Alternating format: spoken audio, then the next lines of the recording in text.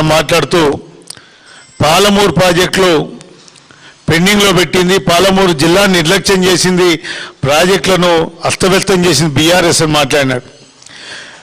మరి పాలమూరు ప్రాజెక్టులను పెండింగ్లో పెట్టినటువంటి ప్రాజెక్టులను రన్నింగ్ ప్రాజెక్టుగా మార్చింది కేసీఆర్ గారి నాయకత్వంలోని బీఆర్ఎస్ పార్టీ కాదా అని చెప్పి నేను అడుగుతా ఉన్నా. బీఆర్ఎస్ పార్టీ అధికారంలో ఉన్నప్పుడు మీరే కదా తెలంగాణను పచ్చగా మార్చింది, తెలంగాణలో ప్రాజెక్టులు చేసింది బీఆర్ఎస్ పార్టీ అని చెప్పిన మాట మర్చిపోయినావా కృష్ణారావు అని చెప్తా ఉన్నాం. ఎన్నిసార్లు గెలిచినా ఎన్ని పందిరి పదవులు చేసినా అది గొప్ప కాదు. ఎంత అభివృద్ధి చేసినావు, ఎంత శాతం రైతులకు ప్రజలకు మీరు ఏం చేసిండ్రో ఒకసారి చెప్పాలని కూడా నేను కోరుతా ఉన్నా. అదేవిధంగా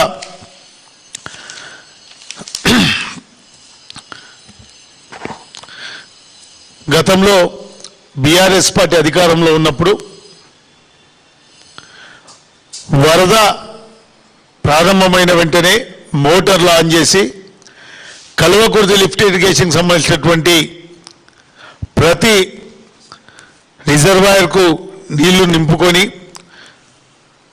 ముందుగానే రైతులకు వాళ్ళు వ్యవసాయం ప్రారంభం నారుమల్లు వేసుకోక ముందుకే నీళ్లు నింపి రైతులకు నీళ్ళు అందించే కార్యక్రమం గతంలో జరిగిన మాట వాస్తవం కాదా అని చెప్పి అడుగుతాను.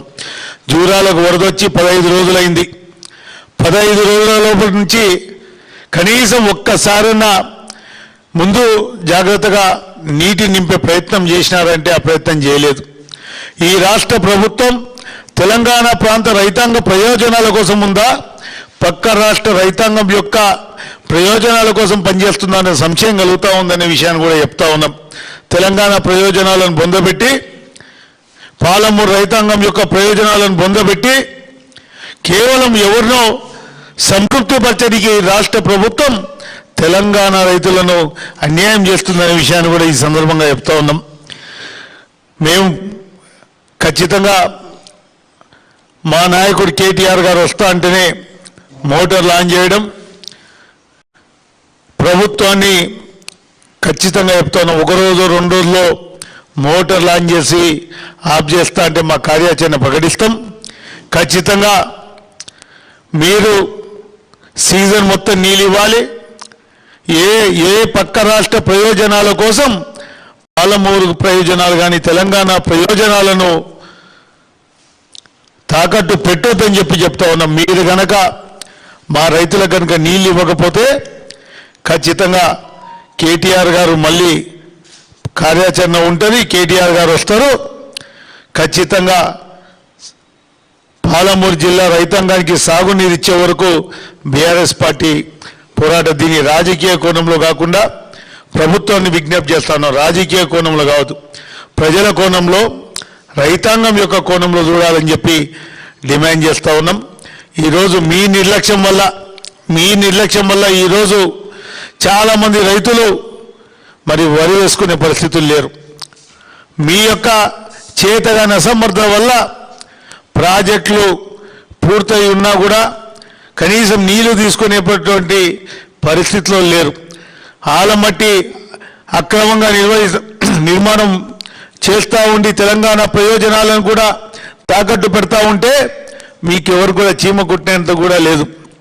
మరి కృష్ణారావు గారు ఎన్నిసార్లు చేసిండ్రు కానీ కొల్లాపూర్ ప్రజలకు మీరు చేసిన అభివృద్ధి ఏందో ఒక్కసారి, ఎన్నిసార్లు గెలిచి మంత్రి పదవులు చేయడం మంచిదే, మేము ఎవరం కాదనం, కానీ నువ్వు చేసిన అభివృద్ధి ఏందో ఒకసారి చెప్పాలని కూడా డిమాండ్ చేస్తాం. కనీసం కొల్లాపూర్ నియోజకవర్గంలో నిన్న బీఆర్ఎస్ ప్రెస్ మీట్ తర్వాత రైతాంగానికి నీళ్ళు వస్తున్న మాట వాస్తవమా కాదా?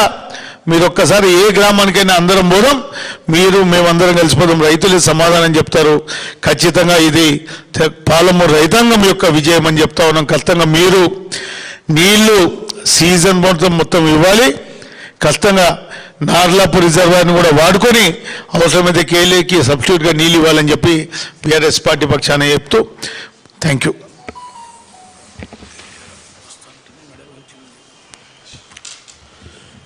మిత్రుడు హర్షవర్ధన్ రెడ్డి గారికి, అదేవిధంగా మాజీ చైర్మన్ సోదరుడు వెంకటేశ్వర రెడ్డి గారికి, మా మీడియా మిత్రులందరికీ పేరు పేరున మీకు అందరికీ నమస్కారాలు తెలియజేసుకుంటూ, అసలు ఈ కాంగ్రెస్ ప్రభుత్వానికి ఒక వ్యవసాయ విధానం తెలియదు, ఒక వ్యవసాయ పద్ధతి తెలియదు.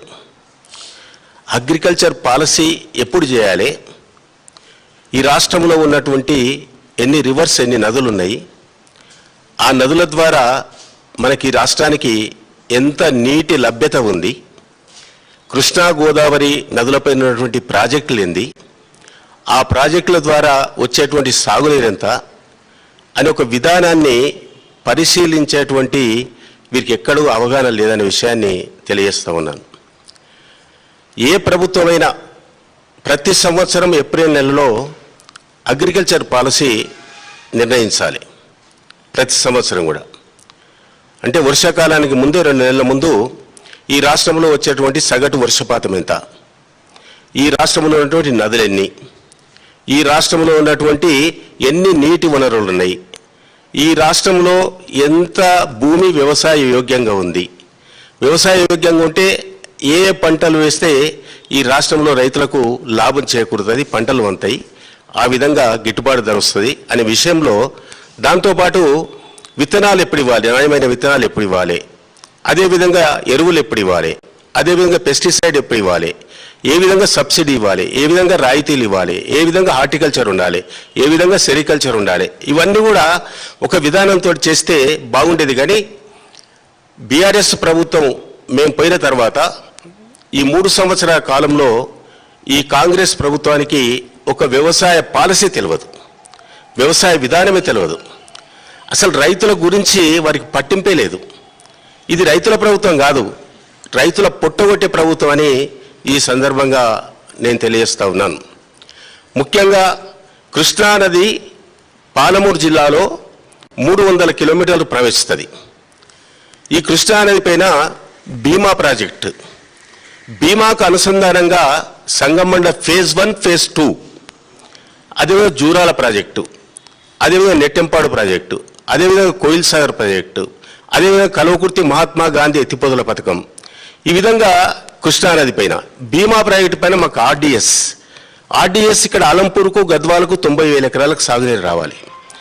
ఈ కృష్ణానది పైన ఉన్నటువంటి ప్రాజెక్టుల ద్వారా 10 లక్షల ఎకరాలకు సాగునీరు రావాలి.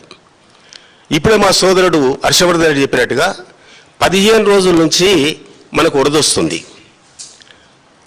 లెనినో ఉన్నప్పటికీ కూడా ఇవాళ పై రాష్ట్రాల్లో అధిక వర్షపాతం వల్ల, కుండపోత వర్షం వల్ల ఇప్పటి కూడా 2 లక్షల క్యూసెక్కుల వాటర్ కృష్ణానదిలో ప్రవహిస్తుంది. జూరాల పూర్తి స్థాయిలో నిండింది, జూరాల గేట్లు మొత్తం ఎత్తేసిరు. అదేవిధంగా మరి శ్రీశైలం ఇలా 160 టీఎంసీ ఇలా వాటర్ వచ్చేసింది, దాని సామర్థ్యం 230 టీఎంసీలు. మనకు శ్రీశైలం నుంచి 824 అడుగుల పై నుంచే మనం వాటర్ తీసుకోవచ్చు. మొత్తం వాటర్ కిందికి వదిలేస్తారు. ఆంధ్రకు ప్రయోజనం కలిగే విధంగా ఈరోజు ఆంధ్ర ప్రభుత్వంతో తెలంగాణ ప్రభుత్వం కుమ్మక్కైపోయి ఆ విధంగా చీకటి ఒప్పందం చేసుకొని ఈ విధంగా మా పాలమూరు జిల్లాకు, ఈ తెలంగాణ రాష్ట్రానికి పూర్తిగా కాంగ్రెస్ ప్రభుత్వం అన్యాయం చేస్తున్న విషయాన్ని ఈ సందర్భంగా నేను తెలియజేస్తా ఉన్నాను. మరి ఈరోజు నిన్న మేము బీఆర్ఎస్ భవన్లో పెద్దలు నిరంజన్ రెడ్డి గారు, తర్వాత సవితా ఇంద్రారెడ్డి గారు, మా హర్షవర్ధన్ రెడ్డి, నేను, డాక్టర్ ఆనంద్ గారు ఈ విధంగా మరి ఒక ప్రెస్ మీట్ కూడా నిర్వహించడం జరిగింది. మీరు తక్షణమే వచ్చినటువంటి నీటిని సద్వినియోగం చేసుకోవాలంటే ఈ కృష్ణానది పైన ఉన్నటువంటి అన్ని ప్రాజెక్టులకు సంబంధించిన పంపులను వెంటనే ఆన్ చేయాలి. ఒకవేళ మీరు ఆన్ చేయకపోతే మేము రైతాంగంతో కలిసి స్వచ్ఛందంగా రైతులు మొత్తం కూడా లక్షలాది మంది రావడానికి సిద్ధంగా ఉన్నారు. ఆ విధంగా కేటీఆర్ గారు కూడా 11వ తేదీన వచ్చి ఆ లోపల మీరు చేయకపోతే, ఇవ్వకపోతే, వాటర్ రిలీజ్ చేయకపోతే మేము పెద్ద ఎత్తున ఆ ప్రాజెక్టులు మొత్తం కూడా విజిట్ చేస్తాం, రైతులతోటి మేము అక్కడ కార్యక్రమం కూడా చేస్తామని చెప్పి ప్రకటించినందువల్లే ఆగ మేఘాల మీద మరి ఈరోజు తెల్లవారుజామున ఈ మోటార్స్ స్టార్ట్ చేయడం జరిగిందనే విషయాన్ని ఈ సందర్భంగా నేను తెలియజేస్తా ఉన్నాను. ఉత్తమ్ కుమార్ రెడ్డి ఉత్తర కుమారుడు, ప్రగల్భాలు పలుకుతాడు కానీ ఆయనకు వ్యవసాయ విధానమే తెలియదు. ఆ ముఖ్యమంత్రికి ఏమో ఢిల్లీ తిరగడం తప్పిస్తే ఇక్కడ వ్యవసాయదారుల గురించి రాష్ట్రం గురించి పట్టింపే లేదు. 75 సార్లు ఢిల్లీకి పోయాడు. జలవనరుల శాఖ నుంచి ఏం చేస్తున్నాడో, పాలమూరు రంగారెడ్డి ఏం చేస్తున్నాడో, పర్యావరణ పరిమితి అనుమతి ఏ విధంగా తెస్తున్నాడో ఎవ్వరికి అర్థం కానటువంటి విషయం. ఆయన ఒక స్టేట్మెంట్ ఇస్తాడు, నేను పంపులు మొత్తం ఆన్ చేయాలని చెప్పి నేను ఢిల్లీకి వెళ్ళిపోయాను, నాకు తెలియదు అంటాడు. ఈయననేమో మొత్తం కూడా పరిశీలించిన తర్వాత ఒక మంచినీటి కొరకే వాడుకోవాలి, డ్రింకింగ్ వాటర్కే వాడుకోవాలి, ఇప్పుడే సాగునీరు ఇవ్వద్దు, 15 రోజుల తర్వాత సమీక్ష చేసిన తర్వాత నిర్ణయం తీసుకున్న తర్వాత ఇవ్వాలని చెప్పి ఈ ఉత్తమ్ కుమార్ రెడ్డి అదేవిధంగా జూపల్లి కృష్ణారావు గారు మాట్లాడడం జరుగుతుంది. అయితే మేము డిమాండ్ చేస్తూ ఉన్నాం, ఈరోజు మీరు మొత్తం కూడా ఈరోజు అన్ని మోటార్స్ కూడా ఆన్ చేయాలి. కృష్ణానది పైన ఉన్నటువంటి మా భీమా సంగమండ మొదలుకొని కల్వకుర్తి వరకు ఉన్నటువంటి అన్ని ప్రాజెక్టులకు 10 లక్షల ఎకరాలకు సాగునీరు అందివ్వాలి. అన్ని మోటార్స్ కూడా ఆన్ చేయాలి.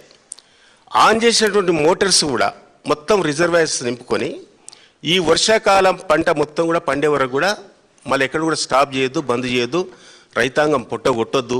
రైతులు వేసుకున్న పంటలు నష్టపోతాయి, చేసిన కష్టం పోతుంది, తెచ్చిన అప్పు పోతుంది, ఆ విధంగా అప్పుల పాలైపోతారు, రైతులు ఆత్మహత్య చేసుకునే పరిస్థితి వస్తుంది. కాబట్టి మరి మీరందరూ కూడా మీ ప్రభుత్వం వెంటనే కళ్ళు తెరవాలని ఈ వేదిక ద్వారా మేము డిమాండ్ చేస్తూ ఉన్నాం.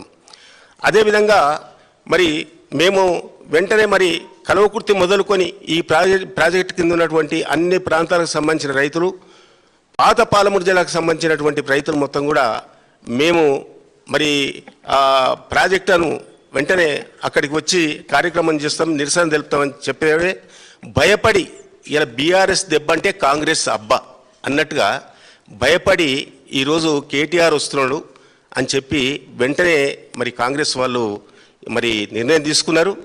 పంపులు ఆన్ చేస్తామని చెప్పారు. ఆ పంపులు మరి నీళ్ళు వచ్చినామని చెప్తారు. కాలువలకు ఒక్కరోజుకే నీళ్ళు రావు. ఎందుకంటే మా కల్వకుర్తికి నీళ్ళు రావాలంటే ఎల్లూరు దగ్గర రిజర్వాయర్లో మోటార్ స్టార్ట్ చేయాలి, అదేవిధంగా సింగోటం రావాలి, అదేవిధంగా జొన్నలబుగడ రావాలి, అదేవిధంగా గుడిపల్లి గట్టు రావాలి. గుడిపల్లి గట్టు నుంచి 160 కిలోమీటర్లు 180 కిలోమీటర్లు వస్తేనే మా కల్వకుర్తికి నీళ్ళు వస్తాయి. ఒక్కరోజుకి రావు, వారం రోజులు పడుతుంది. మీరు మూడు మోటార్లు ఆన్ చేసినా వారం రోజులు పడుతుంది. ఈ విధంగా అన్ని ఈరోజు సంగమండ కింద భీమా కింద ఉన్నటువంటి 2 లక్షల ఎకరాలు, కోయిల్సార్ కింద ఉన్నటువంటి 50,000 ఎకరాలు, నెట్టెంపాడు కింద ఉన్నటువంటి 2 లక్షల ఎకరాలు, అదే కల్వకుర్తి కింద ఉన్నటువంటి 4,65,000 ఎకరాలు. ఈ విధంగా కోయిల్సార్ మరి ఆర్డీఎస్ కింద ఉన్నటువంటి 90,000 ఎకరాలు భీమా ప్రాజెక్టు కింద. ఆర్డీఎస్ అయితే మొత్తం మూతపడిపోయింది, కండ్లు మూసుకున్నది ఈ ప్రభుత్వం. మరి అక్కడ ఉన్నటువంటి చంద్రబాబు తోటి కర్ణాటక ప్రభుత్వంతో కుమ్మక్కై జలవనరుల శాఖ మంత్రి వచ్చి అక్కడ కర్ణాటకలో మీటింగ్ పెట్టుకొని అది పూడిక తీయాలి, మొత్తం మా వెంట్స్ మొత్తం కూడా మూసుకుపోయినాయి, దాన్ని ఓపెన్ చేయాలంటే కూడా ఇంతవరకు అతి లేదు గతి లేదు. ఆలంపూర్ గద్వాల రైతులు మొత్తం కూడా నష్టమైపోతున్నారనే విషయాన్ని ఈ సందర్భంగా తెలియజేస్తా ఉన్నాను. కాబట్టి మీ ప్రభుత్వం ఈ కాంగ్రెస్ వచ్చిన తర్వాత రైతులకు అష్ట కష్టాలు వచ్చినాయి, రైతులు కన్నీరు పాలైనరు, రైతులు పొట్టగొట్టిరు. ఎక్కడ కూడా ఇలా రైతాంగానికి మీ ప్రభుత్వం ద్వారా ఎలాంటి సహకారం అందడం లేదు. సబ్సిడీలు రద్దయిపోయినాయి, రాయితీలు రద్దయిపోయినాయి. 24 గంటల కరెంటు ఎప్పుడు వస్తుందో ఎప్పుడు పోదో తెలియదు. సాయంత్రం 5 గంటలకు 3 ఫేజ్ తీసేస్తే ఆ కరెంటు మరి తెల్లారి ఎప్పుడు వస్తుందో తెలియదు. పోసుకున్న నార్మల్లు కూడా మొత్తం కూడా ఎండిపోతున్నాయి, రైతులు వేసుకున్న నార్మల్లు కూడా ఎండిపోతున్నాయి. కాబట్టి మీరు చెప్పినటువంటి క్వాలిటీ కరెంటు 24 గంటలు ఇచ్చి తీరవలసిందే. కృష్ణానది పైన 300 కిలోమీటర్ల సుదూర ప్రాంతంలో ఉన్నటువంటి ప్రాజెక్టులకు మరి వచ్చినటువంటి నీటిని అన్ని మోటార్స్ ఆన్ చేసి మరి మహబూబ్నగర్ జిల్లాలో ఉన్నటువంటి 10 లక్షల ఎకరాలకు సాగునీరు అందించవలసిన బాధ్యత మీ పైన ఉంది. ఒకవేళ ఇప్పటికి కూడా మీరు విస్మరించి రైతుల యొక్క ఆవేదన బాధ మీరు పట్టించుకోకపోతే, రైతుల విజ్ఞప్తి పట్టించుకోకపోతే మేము తప్పకుండా బీఆర్ఎస్ పార్టీ తరఫున మొత్తం పెద్ద ఎత్తున ఉద్యమాన్ని చేపట్టి మళ్ళీ మీ ప్రభుత్వం మీద యుద్ధం చేసి మరి మెడలు ఉంచి ఆ విధంగా రైతులకు మేము అండగా ఉండి మరి పాలమూరు రైతులే కాదు ఇలా తెలంగాణలో ఉన్నటువంటి రైతాంగం మొత్తం కూడా గోదావరి నదిపైన ఉన్నటువంటి కాళేశ్వరం ప్రాజెక్టుతో పాటు అక్కడ ఖమ్మం దగ్గర ఉన్నటువంటి ప్రాజెక్టులు అన్నీ కూడా ఇలా గతంలో కేసీఆర్ నాయకత్వంలో నిర్మాణం చేసినటువంటి మరి ప్రాజెక్టులు మొత్తం కూడా మీరు పెండింగ్లో పెట్టిరు, మూలకు పెట్టిరు, దాన్ని ఉపయోగించడం లేదు. అది ఎక్కడ పోదు, కూలిపోదు. కాబట్టి ఆ కూలిపోవడానికి కూడా ఎన్నికల్లో మా ప్రభుత్వం మీద మీరు అపవాదం తీసుకురావడానికి బాంబులు పెట్టి కాళేశ్వరం ప్రాజెక్టు మేడిగడ్డ కానీ తుమ్మిళ్ళ అది అన్నారం కానీ ఆ విధంగా వెంట్స్ కూల్చడం జరిగిందని చాలామంది చెప్తా ఉన్నారు. దయచేసి మీరు మా పార్టీ మీద, మా నాయకుల మీద, మా ప్రభుత్వం మీద గతంలో చేసినటువంటి ఆరోపణలు చేస్తున్నారు. కానీ రైతుల విషయంలో మాత్రం మీరు తప్పకుండా వెంటనే స్పందించాలి. ఈ రాష్ట్ర రైతాంగాన్ని ఆదుకోవాలి, కాపాడాలి. కృష్ణా గోదావరి నదులపై ఉన్నటువంటి ప్రాజెక్టులు మొత్తం కూడా అక్కడ మోటార్స్ ఆన్ చేయాలి. ప్రతి ఎకరానికి కూడా సాగునీరు అందించే ప్రయత్నం చేయాలని నేను ఒక డిమాండ్ చేస్తూ, దాంతోపాటు రెండవ ఎజిటేషన్ కూడా ఈరోజు రైతుల యొక్క మరి పాలమూరు రంగారెడ్డి ప్రాజెక్టుకు 35,000 కోట్ల రూపాయలు కేసీఆర్ నాయకత్వంలో ఆ రోజు ప్రభుత్వంలో ఇవ్వడం జరిగింది. దీనికి 27,500 కోట్ల రూపాయలు డబ్బు ఖర్చు చేసి అనేక రిజర్వాయర్స్ నిర్మాణం చేయించడం జరిగింది. నార్లాపూర్ రిజర్వాయర్ కానీ, ఏదుల రిజర్వాయర్ కానీ, ఒట్టెం రిజర్వాయర్ కానీ, కర్వెన రిజర్వాయర్ కానీ, ఉద్దండపూర్ రిజర్వాయర్ కానీ 90% పనులు పూర్తి అయిపోయినాయి, మొత్తం అయిపోయినాయి. కేసీఆర్ గారు ఉన్నప్పుడు మోటార్ కూడా స్టార్ట్ చేసిండు, పంపు కూడా స్టార్ట్ చేసిండు. ఈ పాలమూరు రంగారెడ్డి ప్రాజెక్టు పక్కన పెట్టిరు. ఇది 12,50,000 ఎకరాలకు సాగునీరు అందిస్తుంది. ఇది పాత పాలమూరు జిల్లా, రంగారెడ్డి జిల్లా, ఇక్కడ నల్గొండ జిల్లాకు సంబంధించినటువంటి ఈ జిల్లాలకు సాగునీరు వస్తుంది. పాత పాలమూరు జిల్లాకు 7,50,000 ఎకరాలకు సాగునీరు వస్తుంది. రంగారెడ్డి జిల్లాలో 5 లక్షల ఎకరాలకు సాగునీరు వస్తుంది. అదేవిధంగా నల్గొండ జిల్లాలో ఉన్నటువంటి మునుగోడు నియోజకవర్గానికి 50,000 ఎకరాలకు సాగునీరు వస్తుంది. కాబట్టి ఈ పాత పాలమూరు జిల్లాకు ఒక 10,000 కోట్ల రూపాయలు కేటాయిస్తే కెనాల్స్కు ఉన్నటువంటి కెనాల్స్ మొత్తం కూడా కాలువల పని పూర్తయి 12,50,000 ఎకరాలకు సాగునీరు వస్తుంది.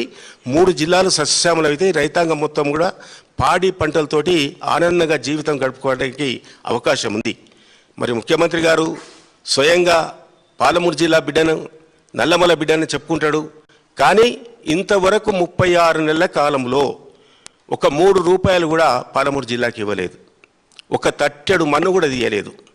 మరి పాలమూరు బిడ్డవా, లేకుంటే నువ్వు మర్మన్న బిడ్డవా, మర్మన్న తల్లిగన్నటువంటి బిడ్డవా? ఒకసారి ముఖ్యమంత్రి గారు కూడా ఆలోచించుకొని, నువ్వు ముఖ్యమంత్రి అయినవు, మరి పాలమూరు రైతాంగానికి న్యాయం చేయాలి, పాలమూరు ప్రాజెక్టులు కంప్లీట్ చేయాలి, పాలమూరు రంగారెడ్డికి మొత్తం కూడా అవసరమైన నిధులు కేటాయించాలి. యుద్ధ ప్రాతిపదికన ఆ పనులు పూర్తి చేసి ఈ 12,50,000 ఎకరాలకు సాగునీరు ఇవ్వాలి. అప్పుడే పాలమూరు రైతాంగము హర్షిస్తుంది.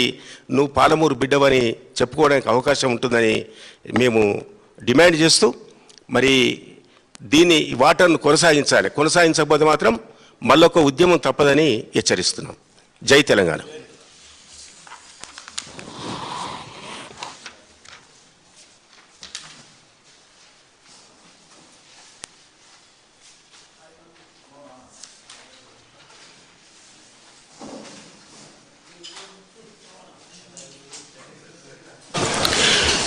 అదేవిధంగా